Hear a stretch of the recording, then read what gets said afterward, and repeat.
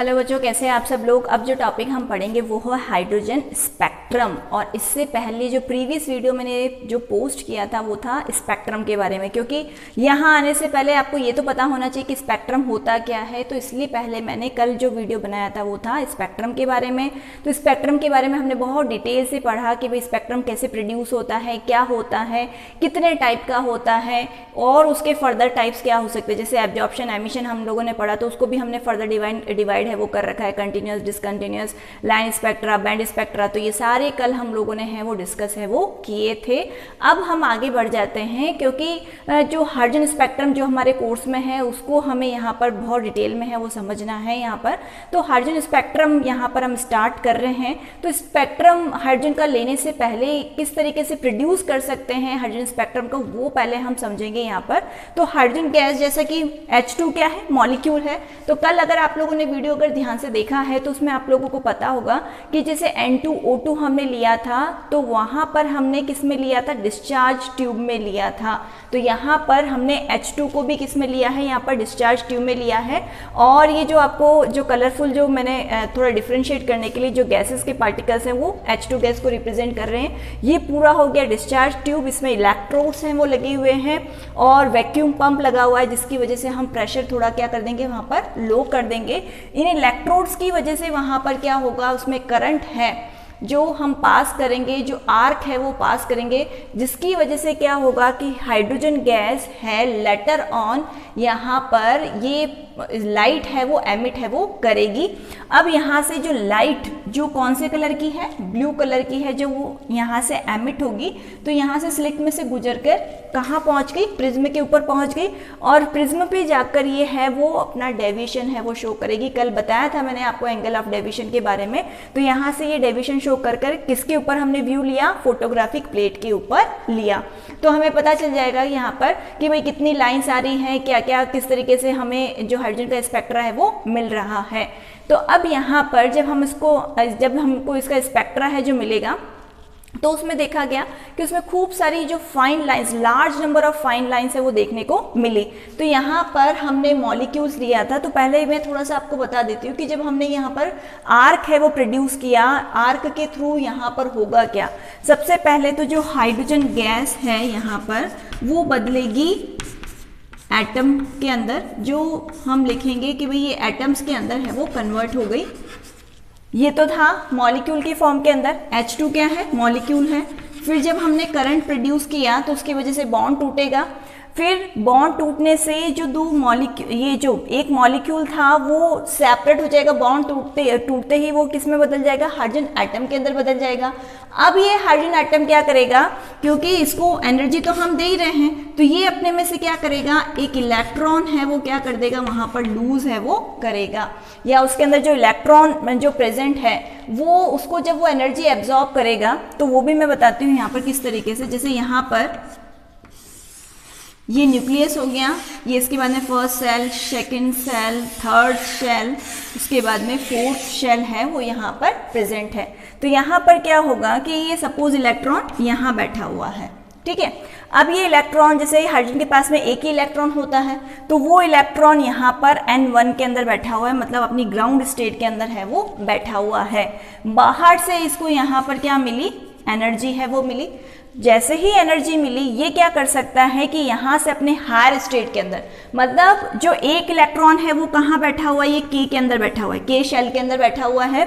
ये इसकी ground state हो गई, जहाँ पर इलेक्ट्रॉन बैठा हुआ है और जनरली बैठा हुआ रहता है जब तक उसको एनर्जी मतलब नहीं दी जाए बाहर से, तो उसकी कहलाती है ग्राउंड स्टेट, ठीक है। तो ये इसकी ग्राउंड स्टेट है क्योंकि एक इलेक्ट्रॉन है तो यहीं आकर बैठेगा जस्ट न्यूक्लियस के पास में जो शेल होगा वहां पर। और इसके लिए भी मैंने बोर का मॉडल बताया था आप लोगों को कि कितने इलेक्ट्रॉन्स कितने मतलब कौन से शेल में आकर बैठेंगे, तो वो आप पहले जाकर देखिए तो समझ में आएगा कि भाई K में कितने इलेक्ट्रॉन्स आ सकते हैं, फिर L में, फिर M में और फिर N में। तो यहाँ पर एक इलेक्ट्रॉन है तो कहाँ आएगा, K के अंदर आके बैठेगा। बाहर से इसको एनर्जी मिली, एनर्जी मिलते ही क्या होगा कि ये अपनी हायर स्टेट के अंदर क्या कर सकता है, जा सकता है। अब ये डिपेंड करता है कि एनर्जी कितनी मिल रही है यहाँ पर, तो एनर्जी के अकॉर्डिंग ये मतलब सेकंड में भी जा सकता है यहाँ पर n1 इस यहाँ पर जैसे n = 2, n = 3, n = 4, इस तरीके से आगे क्या कर सकता है, जा सकता है। डिपेंड करता है कि एनर्जी है वो वहाँ पर कितनी है वो मिल रही है। तो हमने थोड़ी देर के लिए मान लिया कि वो थर्ड शेल में है, वो चला गया। अब थर्ड शेल में जब वो गया है वहाँ पर, तो वहाँ पर भी क्या रहेगा, वो सिर्फ 10⁻⁻8 सेकेंड तक ही क्या रहेगा, स्टेबल रहेगा। आप देख लो कितने लो टाइम के लिए वहाँ पर रहेगा, 10⁻⁻8 सेकेंड तक ही किसी भी एक्साइटेड स्टेट में ये रह सकता है। वापस इसको कहाँ आना पड़ेगा, अपनी ग्राउंड स्टेट में ही आना पड़ेगा। जैसे मैंने कहा था कि थर्ड शेल में गया तो थर्ड से वापस कहाँ आ रहा है, अपनी ग्राउंड स्टेट में ही आएगा। अब इस प्रोसेस में क्या होगा, जब उसको एनर्जी मिली वो यहाँ पर गया थर्ड शेल में या फोर्थ में किसी में भी गया, अब वो जितनी एनर्जी एब्जॉर्ब करके हायर शेल में गया था उतनी ही एनर्जी वापस रेडिएट करके कहाँ आ जाएगा, ग्राउंड स्टेट में आ जाएगा। बहुत इंपॉर्टेंट पॉइंट है। कल मतलब जैसे आप लोगों ने किरचॉफ लॉ में मैंने बताया था कि भाई अगर कोई भी जिसको हम सब्सटेंस है, कोई भी बॉडी जिसको हम हीट कर रहे हैं, तो वो जो रेडिएशन हीट करने पर जो रेडिएशन वहाँ पर एमिट करती है, कोल्ड होने पर वापस होने को क्या कर लेती है, एब्जॉर्ब कर लेती है। तो उसी से मिलता जुलता है यहाँ पर कि अगर यहाँ पर कोई सब्सटेंस मतलब जो इलेक्ट्रॉन है जो वहाँ पर रेडिएशन या जितनी वहाँ पर एनर्जी क्या कर रहा है, वहाँ पर एब्जॉर्ब करके हायर स्टेट में जा रहा है, तो वापस जब ग्राउंड स्टेट में आएगा उतनी ही एनर्जी वापस क्या करेगा, वो एमिट है वो करेगा, तब जाकर वो कहाँ पहुँच जाएगा, वापस अपनी ग्राउंड स्टेट में पहुँच जाएगा। साथ ही साथ ये भी ध्यान रखना है कि कितनी देर तक रह सकता है, 10⁻⁻8 सेकेंड तक ही रह सकता है। आना तो वापस कहाँ है, उसको घर ही है, मतलब अपनी ग्राउंड स्टेट में ही आना है। ग्राउंड स्टेट को मैं हो सकता है आगे मैं GS बोल दूं या एक्साइटेड स्टेट को मैं ES बोल दूं, तो ध्यान रखना है। GS अगर मैं बोलूं तो समझ जाना ग्राउंड स्टेट की बात कर रही हूँ। एक्साइटेड स्टेट वहाँ पर कितनी मतलब उसको हम क्या कह सकते हैं, ES है वो बोल सकते हैं। कितनी देर तक रहेगी, 10⁻⁻8 सेकेंड तक ही रहेगी वहाँ पर। तो इन सब के दौरान क्या होता है कि कुछ जो मतलब यहाँ पर जब इलेक्ट्रॉन वापस आ रहा है या जा रहा है, तो वो कुछ रेडिएशंस हैं वो वहाँ पर एमिट करता है, जिनकी वजह से वहाँ पर स्पेक्ट्रा के अंदर जो लाइंस हैं वो प्रोड्यूस होती हैं। तो जब देखा गया वहाँ पर तो बहुत सारी फाइन लाइंस हैं वो देखने को मिल रही, लार्ज नंबर ऑफ वहाँ पर फाइन लाइंस है वो देखने को मिल रही थी। तो साइंटिस्ट लोगों के दिमाग में आया कि भाई इलेक्ट्रॉन तो एक ही है, तो फिर नंबर ऑफ लाइंस इतनी ज़्यादा क्यों मिल रही हैं, तो उसको उन्होंने फर्दर है वो स्टडी किया। अब यहाँ पर जैसे जब स्टडी किया गया तो स्टडी करने के भी दो तरीके हो सकते हैं। तो पहले तो हमने देखा कि भाई डिस्चार्ज ट्यूब में किस तरीके से क्या होना चाहिए, क्या इलेक्ट्रॉन कैसे वहाँ से बाहर निकल रहा है, किस तरीके से वहाँ पर हाई स्टेट में जा रहा है, वापस ग्राउंड स्टेट में जा रहा है। अब यहाँ पर हम देख रहे हैं कि भाई तरीके क्या हो सकते हैं उसको स्टडी करने के। तो तरीके वहाँ पर जैसे कि कल भी मैंने स्पेक्ट्र वाले वीडियो में बताया था कि भाई दो तरीके हो सकते हैं, या तो स्पेक्ट्रोस्कोपी हो सकता है या फिर स्पेक्ट्रोग्राफी हो सकता है। तो स्पेक्ट्रोस्कोपिक में क्या करेंगे हम कि जो इमर्जेंट व्यू है, मतलब ये जो बाहर निकलने वाला व्यू है, वो हम किससे देखते हैं, टेलीस्कोप से देखते हैं। और अगर हमारे पास में टेलीस्कोप नहीं है और हमने फोटोग्राफिक प्लेट लगा दी, तो उस पर्टिकुलर वे को हम कहेंगे स्पेक्ट्रोग्राफी। ये मैंने कल भी वीडियो में बताया था कि इन दो तरीकों से हम वहाँ पर क्या कर सकते हैं, स्टडी है वो कर सकते हैं स्पेक्ट्रा की। ठीक है, या तो स्पेक्ट्रोस्कोपी यूज़ करेंगे या फिर क्या यूज़ करेंगे, स्पेक्ट्रोग्राफी है वो यूज़ करेंगे। अब हम देखते हैं कि भाई जो हाइड्रोजन स्पेक्ट्रा है उसमें वहाँ पर इतनी सारी लाइन्स है वो कैसे, यहाँ पर कि भाई जो हाइड्रोजन स्पेक्ट्रा है, सबसे पहले तो उसको और क्या क्या नाम दे रखे हैं। तो हाइड्रोजन स्पेक्ट्रा को एक तो एमिशन स्पेक्ट्रा भी हम बोल सकते हैं, एटॉमिक स्पेक्ट्रा भी बोल सकते हैं, और साथ ही साथ लाइन स्पेक्ट्रा है वो भी बोल सकते हैं। क्यों, इनका भी हम रीज़न है वो यहाँ पर डिस्कस करेंगे। सबसे पहला है एमिशन स्पेक्ट्रा क्यों बोलते हैं। जैसे कि मैंने बताया कि भाई जो इलेक्ट्रॉन है वो वहाँ पर एनर्जी क्या कर रहा है, एब्जॉर्ब कर रहा है, और एब्जॉर्ब करने के बाद में हायर स्टेट में जा रहा है। अब हायर स्टेट में जाते वक्त उसने जो एनर्जी एब्जॉर्ब करी थी, वापस वो अपनी ग्राउंड स्टेट में आते वक्त क्या करेगा, वो एमिट करेगा। यहाँ पर एनर्जी को, वो रेडिएशन को क्या कर रहा है, एमिट कर रहा है। इस वजह से इसको हमने क्या नाम दिया, एमिशन स्पेक्ट्रा है वो नाम दिया। जो भी मैं बोलती जा रही हूँ उनको लिखते भी जाइए ताकि आपको पता रहे कि भाई यहाँ पर इस वजह से इसको एमिशन बोल रहे हैं, इस वजह से इसको लाइन बोलेंगे, या इस वजह से इसको एटॉमिक है वो बोलेंगे। क्योंकि आप लोग इतने वो सुपर पावर कंप्यूटर तो हो नहीं कि सारा सब कुछ मेमोरी में सेव हो जाए। तो मेरे को मतलब वीडियो देखने के साथ साथ आप लोगों का हाथ भी चलते रहना चाहिए ताकि आप लोगों को लॉन्ग टाइम तक है वो याद रहे। फिर हम आगे बढ़ते हैं एटॉमिक स्पेक्ट्रा। एटॉमिक स्पेक्ट्रा का मतलब हो गया यहाँ पर कि डिस्चार्ज ट्यूब में भले ही हमने हाइड्रोजन गैस लिया था, पर वो उसके बाद में किस में बदल गया था, हाइड्रोजन एटम में बदल गया था। इस वजह से, और जो प्रोड्यूस हो रहा था स्पेक्ट्रा वो कहाँ से हो रहा है, एटम से हो रहा है, इस वजह से उसको हम क्या बोलेंगे, एटॉमिक स्पेक्ट्रा है वो बोलेंगे।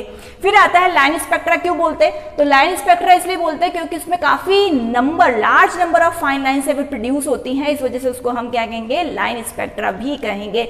आई थिंक आप लोगों को तीनों चीजें हैं वो क्लियर हो गई होंगी। अब हम आगे बढ़ते हैं कि large number of fine lines आई कैसे, किस तरीके से आई वहां पर। तो जैसा कि अभी थोड़ी देर पहले ही मैंने वापस बताया कि भाई जो इलेक्ट्रॉन है वो अपनी हायर स्टेट में जा रहा है, और हायर स्टेट में कब तक वो रहेगा, 10⁻⁸ सेकंड तक ही रहेगा। अब वो वापस कहाँ आएगा, वहां पर ग्राउंड स्टेट में आएगा। तो ग्राउंड स्टेट में जब आएगा तो वहां पर तरीके हो सकते हैं, मतलब जाने का तरीका तो फिक्स है कि भाई अगर उसको एनर्जी मिली वो 7th शेल में चला गया, 6 में चला गया, 5th में चला गया, पर वापस आने के तरीके उसके काफी सारे हो सकते हैं। किस तरीके से, सपोज उसको एनर्जी मिली और वो 7th शेल के अंदर चला गया, तो एक तरीका तो ये हो सकता है कि वो डायरेक्ट यहाँ पर आ जाए अपनी ग्राउंड स्टेट के अंदर, या फिर ये तरीका हो सकता है कि पहले वो 7 से 6 में जाए और 6 से कहाँ आए, ग्राउंड स्टेट में आए। या फिर ये भी हो सकता है कि भाई पहले वो 6 में आए, 6 से फिर 5 में आए, फिर वापस यहाँ पर ग्राउंड में आए, या फिर 3rd से 4th से, फिर या फिर 3rd से भी आ सकता है, या फिर वो 2nd से भी आ सकता है। तो इन तरीकों से वो क्या कर सकता है, अपनी ग्राउंड स्टेट में है वो पहुंच सकता है। तो यहाँ पर आपने देखा कि भाई डायरेक्ट भी आ रहा है या बीच में रुक रुक के भी आ रहा है, तो इसके तरीके क्या हो सकते हैं, वहाँ पर अलग अलग हो सकते हैं वापस आने के। जैसे कि अगर हमने किसी बच्चे को यहाँ से, भाई मम्मी ने कहा कि भाई तेरे को ये सामान लेकर आना है, तो घर से तो बाहर निकल गया, अब उसके आगे वो मतलब बता सकता है कि भाई वहाँ से उस जिस काम से भेजा था वो उसने काम चलो कर लिया। हो सकता है कि वो डायरेक्ट घर नहीं आकर पहले किसी फ्रेंड के यहाँ चला गया, उस फ्रेंड के साथ में उसके फ्रेंड के चला गया, फिर कहीं और चला गया, फिर घूम फिर के अपने घर वापस आना तो घर ही है वापस। जैसे कि मैंने कहा कि आना तो ग्राउंड स्टेट में ही है वापस, तो आएगा तो वापस, पर मतलब निकलने का तरीका जैसे उसको मिल गया, तो बाहर आना अब उसके हाथ में है, वापस उसको घर आना उसके हाथ में है। वो रुक के भी आ सकता है, या सीधा साधा बच्चा वो तो डायरेक्ट ही आ जाएगा। पर अगर जिसको बाहर मतलब घूमने फिरने का इतना शौक है तो वो कभी सीधे घर नहीं आएगा, वो घूम फिर के 10 घंटे लगाकर ही घर पे वापस आएगा। तो इसी तरीके से कुछ इलेक्ट्रॉन्स है वो डायरेक्ट भी आ सकते हैं, कुछ बीच में ब्रेक ले लेकर भी आ सकते हैं। तो डिपेंड करता है कि यहाँ पर आने के तरीके क्या हो सकते हैं। तो अगर इस टाइप से अगर वो आता है, तो यहाँ पर अगर वो इलेक्ट्रॉन इस पर्टिकुलर यहाँ पर स्टेट पे पहुँच रहा है, मतलब n=1 के ऊपर पहुँच रहा है, तो इस सीरीज को एक नाम दिया गया, इसको सीरीज को नाम दिया गया लाइमन सीरीज। ठीक है, इसको नाम क्या दिया गया, लाइमन सीरीज नाम दिया गया। अभी जितने भी जो नाम हम पढ़ेंगे, चाहे लाइमन हो, बामर हो, आगे जो पढ़ेंगे, तो वो सब उनके साइंटिस्ट जिसने जिसको डिस्कवर किया उसको ऑनर देने के लिए उनका नाम है वो रख दिया गया। अब हम आगे बढ़ते हैं कि अगर वहां पर n=2 है, मतलब जो इलेक्ट्रॉन है वो हायर स्टेट से 2 पर जाकर आ रहा है, मतलब 2 पर जाकर रुक रहा है, तो वहां पर कहाँ से आ सकता है इलेक्ट्रॉन, 7 से या तो डायरेक्ट आ गया, या फिर जैसे कि मैंने बताया कि टुकड़ों टुकड़ों में भी आ सकता है। तो वो जैसे 7 से पहले 6 पे पहुंचा, 6 है फिर वो 2 पर पहुंचा, अब फिर वो 4th से भी आ सकता है, 3rd से भी आ सकता है, और 2 ये से 3rd से भी आ सकता है 2 पर। तो यहाँ पर ये जो सीरीज आपको देखने को मिल रही है, इसको जो नाम है वो दिया गया है बाल्मर सीरीज। ठीक है, ये सीरीज का नाम क्या हो गया, बाल्मर सीरीज हो गया। किसने दिया था, इसी नाम के जो साइंटिस्ट है उसने दिया था, इस वजह से उसको ऑनर देने के लिए इसका सीरीज का नाम रख दिया बाल्मर सीरीज। अब यहाँ पर जो ग्राउंड स्टेट है, मतलब वो क्या होनी चाहिए, n=2 है वो होगा। तो ये चीज आपको ध्यान रखनी है। लाइमन सीरीज का मतलब है कि जो ग्राउंड स्टेट के अंदर इलेक्ट्रॉन कहाँ आकर रुकेगा, वो रुकेगा n=1 के अंदर। बाल्मर में कहाँ के रुकेगा, n=2 के अंदर। आ कहाँ से सकता है, मतलब 7 से, 6 से, 5 से, मतलब जो भी इससे हायर स्टेट है कहीं से भी आएगा, पर रुकेगा कहाँ पर, मतलब n=2 के अंदर आकर है वो रुकेगा। अब हम आगे बढ़ते हैं 3rd के ऊपर, कि अगर हम जैसे कोई इलेक्ट्रॉन है वो वहां पर 3rd शेल में बैठा हुआ था, 3rd से एक्साइटेड होकर वो हायर शेल में चला गया। अब वो वहां पर जैसे 7 से डायरेक्ट आ सकता है 3rd शेल के अंदर, या फिर यहाँ पर 6 से आ सकता है, 5 से आ सकता है या फिर 4 से आ सकता है, मतलब डायरेक्ट भी आ सकता है या टुकड़ों टुकड़ों के अंदर भी आ सकता है, पर आएगा यहाँ पर थर्ड शेल के अंदर। तो उस सीरीज को वहाँ पर जो नाम दिया गया है वो है पाश्चन, उसको नाम दिया गया है पाश्चन। ठीक है, तो लाइमन हो गया, बामर हो गया, पाश्चन हो गया। ध्यान रखते जाना, यहाँ पर n इक्वल्स टू क्या हो जाएगा, अब 3 हो जाएगा। तो यहाँ पर ग्राउंड स्टेट के अंदर जो इलेक्ट्रॉन जिसकी इनिशियल जो स्टेज थी वो वहाँ पर बैठा हुआ था n इक्वल्स टू 3, मतलब थर्ड शेल में बैठा हुआ था, वहाँ से हायर में गया, वापस कहाँ आ रहा है, थर्ड के अंदर आ रहा है। अब जैसे सपोज अगर वो फोर्थ में था और फोर्थ से हायर स्टेज में चला गया तो वो कहाँ से आ सकता है, मतलब ऐसा नहीं कि भाई मैंने 7 ही बना के छोड़ दिया, और भी जैसे इन्फाइनाइट तक जो शेल्स है वो हो सकते हैं। तो यहाँ पर जो मिनिमम पॉसिबल है वो मैं बना रही हूँ। तो यहाँ पर जैसे डायरेक्ट है वो यहाँ पर आ गया 7 से, या फिर 6 से आ गया, या फिर वो 5 से आ गया। तो ये जो सीरीज यहाँ पर बन रही है इसको है नाम दिया गया ब्रैकेट। ठीक है, इसको नाम दिया गया वहाँ पर ब्रैकेट, लाइमन बामर पाश्चन ब्रैकेट। डिफरेंस क्या है कि यहाँ पर जो इलेक्ट्रॉन आके रुकेगा अपनी ग्राउंड स्टेट जो होगी उसकी वो होगी n इक्वल्स टू 4। अब हम आगे बढ़ते हैं कि अगर इलेक्ट्रॉन जैसे उसकी ग्राउंड स्टेट है वो 5th शेल था, तो वहाँ पर इलेक्ट्रॉन कहाँ से आ सकता है, जैसे 7 से डायरेक्ट आ गया या 6 से आ गया। तो यहाँ पर इसको नाम दिया गया फंड, P साइलेंट रहेगा, FUND लिखा है मैंने यहाँ पर, PFUND। ठीक है, फंड P साइलेंट रहेगा यहाँ पर। ठीक है, तो यहाँ पर लाइमन बामर पाश्चन ब्रैकेट और फंड हो गया। तो ये तो आप लोगों को NCERT के अंदर दे रखा है। एक और है कि अगर वहाँ पर जैसे ग्राउंड स्टेट अगर 6 सेल में इलेक्ट्रॉन बैठा हुआ था और फिर वहाँ पर 7 से आकर आया, या फिर हो सकता है उससे ऊपर से भी कहीं से आ रहा हो, तो उसको नाम दिया गया हम्फ्री। ये हो गई हम्फ्री। ठीक है, पर मेन आपके काम के ये 5 हैं जो ध्यान में रखने हैं, लाइमन बामर पाश्चन ब्रैकेट और फंड। ठीक है, और इनकी ग्राउंड स्टेट क्या क्या है वो ध्यान में रखनी है। लाइमन के लिए n इक्वल्स टू 1 होगा, बामर के लिए n इक्वल्स टू 2 होगा, पाश्चन के लिए n इक्वल्स टू 3 होगा, फिर ब्रैकेट के लिए n इक्वल्स टू 4 होगा, और जो फंड है वहां पर उसके लिए n इक्वल्स टू क्या होगा, 5 होगा। याद करने का तरीका क्या है, सीरीज हमको कैसे याद रहेगी, तो हम याद कर सकते हैं लो बीपी बर्फ, लो बीपी बर्फ। लो मतलब यहाँ पर लाइमन हो गया, बी बामर, पी पाश्चन। तो जब बीपी कम हो जाता है तो हाथ पैर कैसे हो जाते हैं, ठंडे हो जाते हैं ना, तो इसका मतलब वही मैंने यहाँ पर बना रखा है बर्फ। ठीक है, बर्फ। तो यहाँ पर मतलब जैसे बी आर हमने ले लिया तो ब्रैकेट हो गया, और एफ से मतलब क्या हो गया यहाँ पर फंड हो गया। ठीक है, तो इस तरीके से बहुत इजी तरीके से हम याद कर सकते हैं लो बीपी बर्फ, लाइमन बामर पाश्चन ब्रैकेट और फंड। और हम्फ्री वैसे कोर्स में नहीं है बट बता दिया आपको कि हम्फ्री होता है। तो इस तरीके से आप यहाँ पर देख सकते हो कि कितनी सारी लाइंस हैं वो आपको देखने को मिल रही हैं। हम देखेंगे कि जो स्पेक्ट्रल लाइंस हैं वो ये हाइड्रोजन स्पेक्ट्रम के लिए टेबुलर फॉर्म में हम किस तरीके से हैं वो लिख सकते हैं यहाँ पर। तो मैंने ये टेबल बना रखी है। सीरीज मैंने जो थोड़ी देर पहले आप लोगों को बताया था कि लाइमन बामर जो ब्रैकेट पाश्चन ब्रैकेट और फंड और हम्फ्री, इनको याद रखने का ट्रिक भी मैंने आप लोगों को बताया था। अब इनके लिए N1 क्या होगा, तो लाइमन के लिए N1 होगा हमेशा 1, और N2 मतलब जहां से इलेक्ट्रॉन यहाँ पर आ रहा है तो इससे जस्ट हायर जो भी स्टेट्स होंगी, मतलब जो हायर जो शेल्स होंगे, जैसे 2 से आ सकता है, 3 से, 4 से, 5 से, कहीं से भी आ सकता है। पर अगर वहां पर जैसे बामर है तो बामर के लिए N1 कितना होगा, 2 होगा, मतलब ग्राउंड स्टेट उसके लिए 2 हो गई। वहां पर इलेक्ट्रॉन 2 पर आएगा, कहाँ से आएगा, मतलब 3, 4, उससे जो हायर जितने भी जो स्टेट्स हैं, हायर जो लेवल्स हैं वहां से आ सकता है, 3, 4, 5, 6 वहीं से आ सकता है। फिर अगर पाश्चन है तो पाश्चन में थर्ड मतलब जो थर्ड जो शेल है वो इसके लिए N1 हो जाएगा, और कहाँ से आएगा ये 4, 5, 6, 7 से आ सकता है। फिर ब्रैकेट तो उसके लिए N1 कितना रहेगा 4, और इलेक्ट्रॉन कहाँ से आ सकता है, मतलब उसे हायर जो भी स्टेट्स होंगी उनसे आ सकता है, उनसे हायर जो शेल्स हैं 5, 6, 7, 8 इस तरीके से वहाँ से आ जाएगा।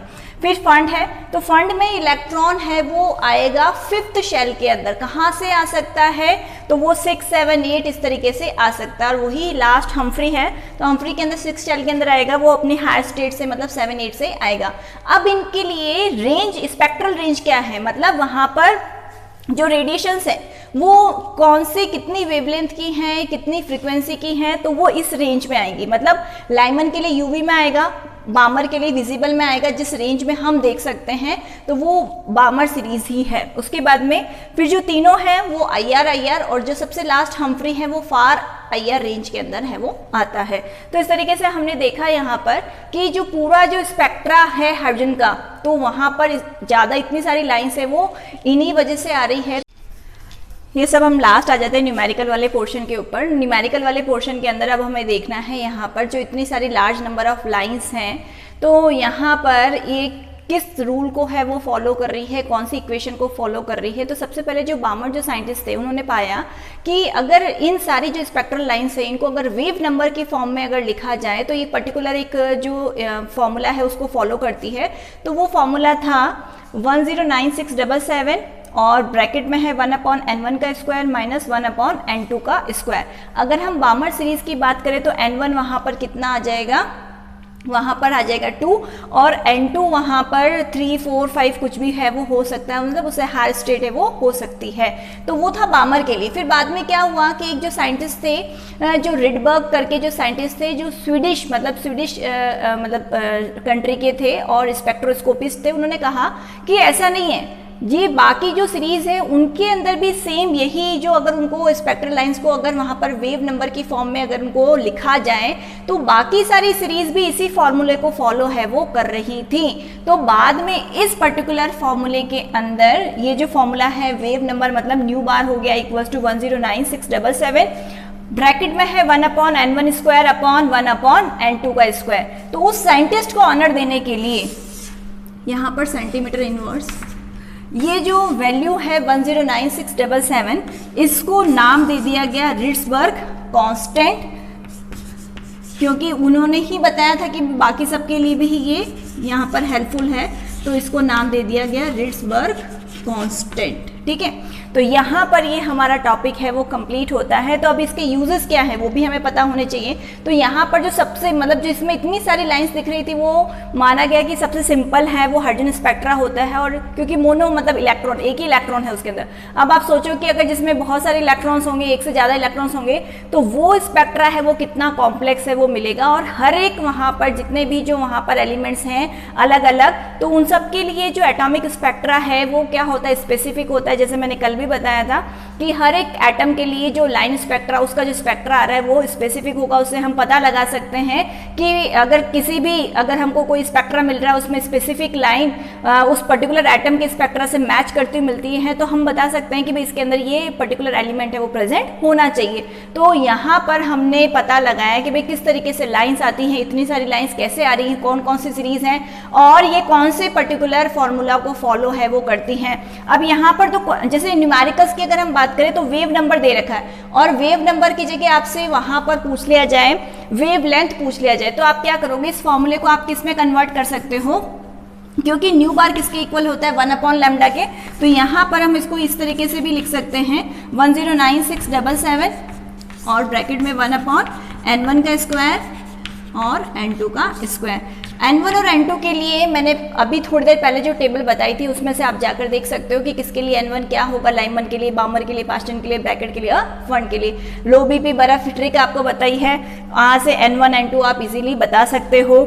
न्यूमेरिकल के लिए हम क्या करते हैं जनरली, क्योंकि इसको थोड़ा सा कट करना न्यूमेरिकल्स में मतलब इतना आसान नहीं रहता, तो हम राउंड ऑफ करके इसको 109700 है वो लिख देते हैं जब हम न्यूमेरिकल सॉल्व करते हैं। अदरवाइज तो हमें ये पूरा है वो यही हमको लिखना है, पर जब हम न्यूमेरिकल्स कर रहे होते हैं तो हम इसको इस फॉर्म में भी लिख सकते हैं। तो ये था हमारा आज का टॉपिक, इसको बहुत अच्छे से आप समझना, क्योंकि न्यूमेरिकल्स है इस वाले पर्टिकुलर फॉर्मूले से बहुत आते हैं, इसको यूज़ लेकर बहुत पूछे जा सकते हैं, आपसे सीरीज़ का नाम पूछा जा सकता है वहाँ पर, और भी अलग अलग टाइप के क्वेश्चंस हैं उस टेबल में से आपसे पूछे जा सकते हैं कि स्पेक्ट्रल रेंज कौन कौन सी हो सकती है, या फिर यहाँ पर आपसे n1 पूछा जा सकता है या n2 पूछा जा सकता है अगर बाकी वैल्यूज है वो अगर गिवन हो।